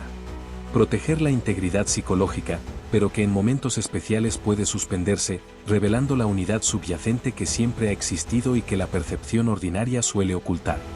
Mientras observaban cómo la danza continuaba, no durante minutos, sino durante horas, con el tiempo perdiendo nuevamente su significado, como ocurría con frecuencia en Thule, donde los relojes mecánicos se ralentizaban o aceleraban caprichosamente, negándose a mantener un ritmo constante, comenzaron a percibir un patrón oculto. Un mensaje codificado en los colores que no era aleatorio, sino dirigido, una comunicación de una inteligencia que utilizaba el espectro visual como un alfabeto. Construyendo palabras no de letras, sino de tonalidades, intensidades y movimientos que, al combinarse de la manera correcta, transmitían significados que la mente racional luchaba por traducir, pero que la intuición comprendía de inmediato. El verde más brillante pulsaba siempre que el foco colectivo parecía dirigirse inconscientemente hacia Alexander, como si la luz reconociera algo en él y respondiera amplificándose en un bucle de retroalimentación en el que su atención fortalecía la manifestación, que a su vez atraía más atención, creando una resonancia creciente. El dorado se intensificaba cuando la atención colectiva se orientaba inconscientemente hacia el concepto de Excalibur, incluso sin pronunciar su nombre, como si la propia espada participara en la danza aun estando físicamente ausente, sellada en el hielo de una gruta desconocida, proyectando su esencia a través de la distancia y de la materia, que no impedían una conexión que operaba en dimensiones donde la proximidad espacial era irrelevante frente a la afinidad espiritual. Los colores revelados y el despertar silencioso de los potenciales. Pero los demás también tenían colores, un descubrimiento que emergía gradualmente a medida que observaban no solo el espectáculo en sí, sino la forma en que cada uno se relacionaba de manera distinta con una manifestación que era tanto externa como interna, una proyección colectiva materializada a través de procesos que desafiaban el reduccionismo materialista, pero que operaban de manera consistente según una lógica propia. Elena se conectaba con el blanco plateado que portaba una pureza desprovista de ingenuidad, no una inocencia que desconoce el mal, sino una claridad que ha visto la oscuridad y ha elegido la luz no por ignorancia, sino por discernimiento, comprendiendo que ambas coexisten, pero que el enfoque determina cuál crece con mayor fuerza en el jardín de la conciencia, donde la atención es el agua que riega aquello que recibe. Maqueda resonaba con un rojo que no era ira destructiva, sino pasión templada por sabiduría, un fuego que calienta sin consumir, un coraje que no es ausencia de miedo, sino acción a pesar del miedo reconocido y aceptado como compañero natural de toda empresa cuyo resultado permanece incierto y cuyo riesgo no puede eliminarse por completo, solo gestionarse de manera consciente. Amina se sincronizaba con el azul profundo de los océanos que guardan misterios en profundidades donde la luz solar nunca penetra, pero donde la vida persiste en formas que se han adaptado a la oscuridad y a la presión, transformando aparentes desventajas en rasgos definitorios, una capacidad de contener multitudes sin perderse, manteniendo la integridad a través de una vastedad que diluiría a otros, pero que en ella solo demostraba amplitud interior.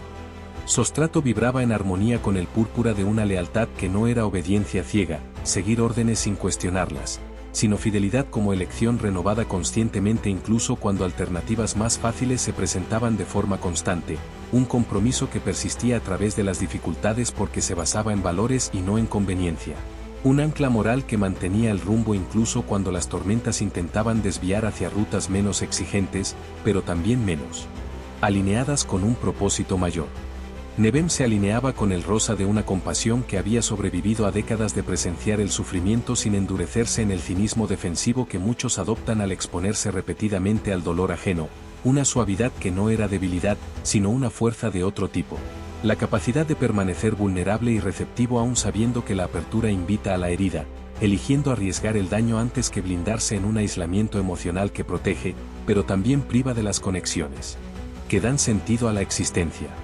A él reflejaba un verde más claro, sutil pero significativamente distinto del verde de Alexander, una promesa de crecimiento aún no plenamente realizado, un potencial que todavía no se había fijado en una forma final, una juventud que era fortaleza y no debilidad, porque permitía transformaciones que la rigidez de la experiencia a veces impide cuando los patrones se arraigan tan profundamente que el cambio se percibe como una amenaza a la identidad en lugar de una oportunidad de evolución.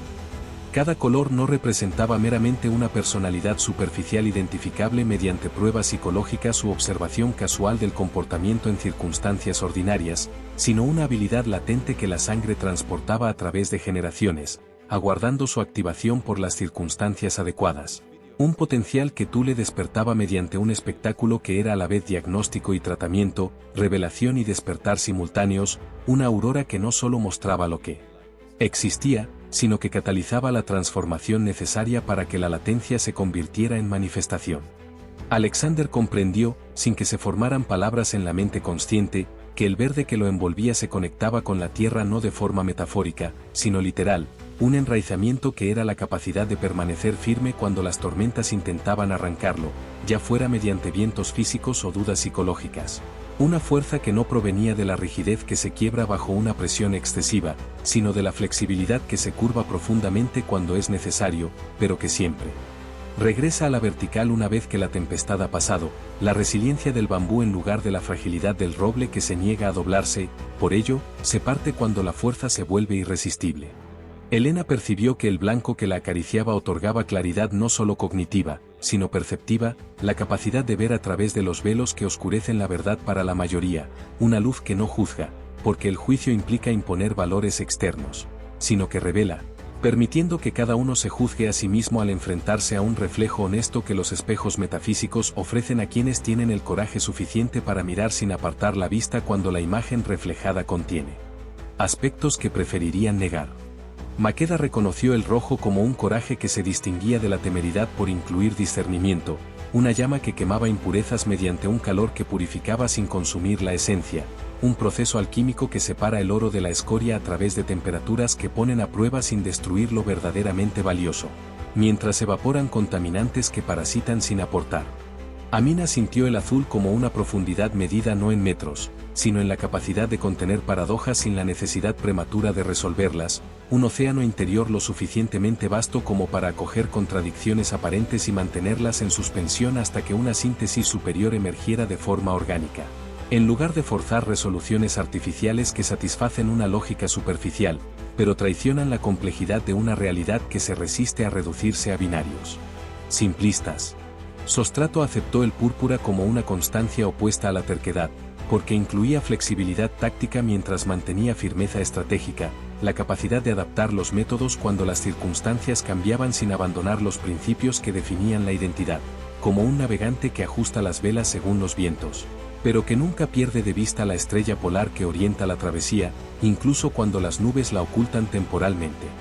Nebem abrazó el rosa como una sabiduría que no se había endurecido en dogma tras décadas de estudio, un conocimiento que permanecía cuestionable en lugar de transformarse en una certeza arrogante, una apertura intelectual que reconocía que la comprensión actual siempre es provisional, a la espera de evidencias adicionales que refinen o revolucionen los paradigmas establecidos.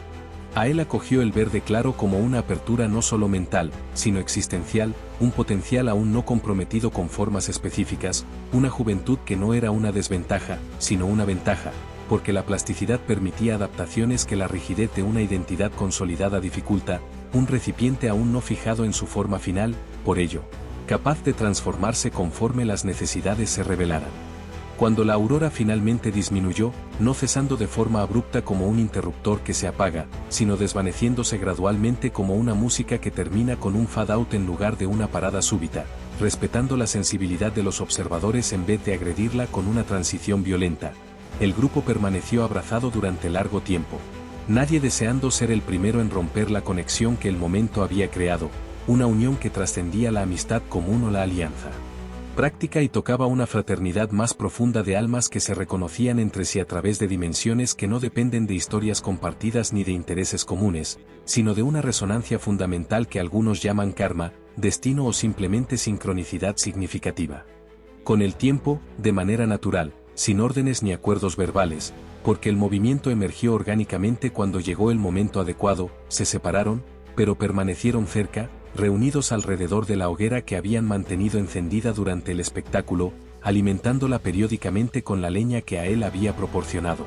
Llamas que parecían modestas en comparación con la gloria celestial que habían presenciado, pero no menos preciosas, quizá incluso más, pues eran una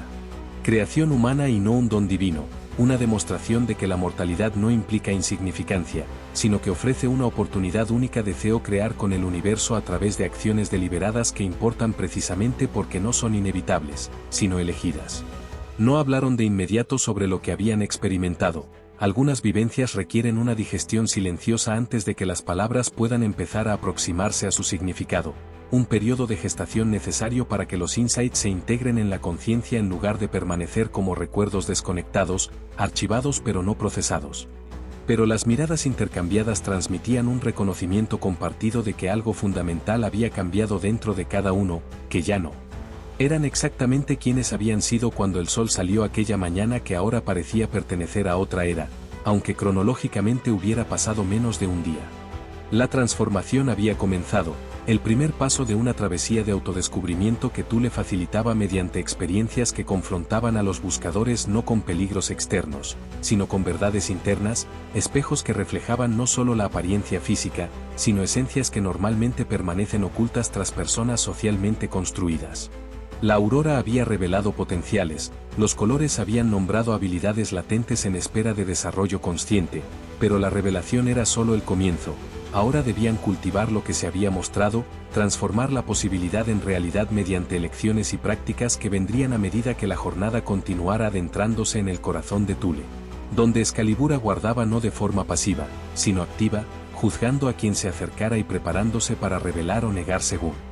un discernimiento que ningún consejo de sabios podía prever, pero que la propia espada ejecutaría cuando el encuentro inevitable se materializara en una confrontación que sería tanto prueba como comunión, juicio y matrimonio, separación definitiva o unión eterna, según la dignidad que solo ese momento revelaría por completo.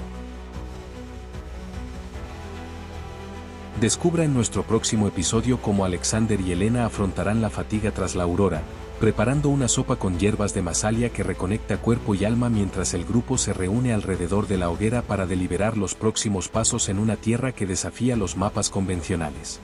Nebem desplegará un antiguo pergamino y revelará que un descendiente directo del guerrero que selló Excalibur tendría mayor probabilidad de despertar la espada mediante una resonancia sanguínea que trasciende la genética material, pero advertirá que fingir valentía o apresurar el proceso sería inútil, pues la prueba ya ha comenzado y evalúa no acciones, sino esencias. Cuando todos duerman bajo un cielo aún ondulante con vestigios de colores celestiales, Alexander recibirá en sueños la visita de un ancestro que revelará que una imponente cierva y una cría de manchas singulares los guiarán, pero que solo él y Helena podrán continuar más allá de cierto punto, mientras los compañeros afrontarán la prueba paradójica de renunciar a la codicia y defender Excalibur hasta la muerte si fuese necesario. Al despertar simultáneamente con un conocimiento compartido grabado en sus conciencias, surgirá la cría de cierva imposible, desafiando los registros biológicos, y el grupo seguirá a los guías místicos en una travesía en espiral hasta que caiga una nieve transmutadora que separará a los elegidos de los guardianes, dejando a Alexander y Helena solos, siguiendo a la pequeña cierva hacia el corazón del norte, donde los secretos finales aguardan únicamente a quienes cuya sangre canta en armonía con la frecuencia que la espada dormida emite a través de los velos entre dimensiones. Y así, desembarcamos de este viaje, pero te espero en el próximo capítulo para una nueva aventura, con mucha más emoción y descubrimientos fascinantes. Hasta pronto.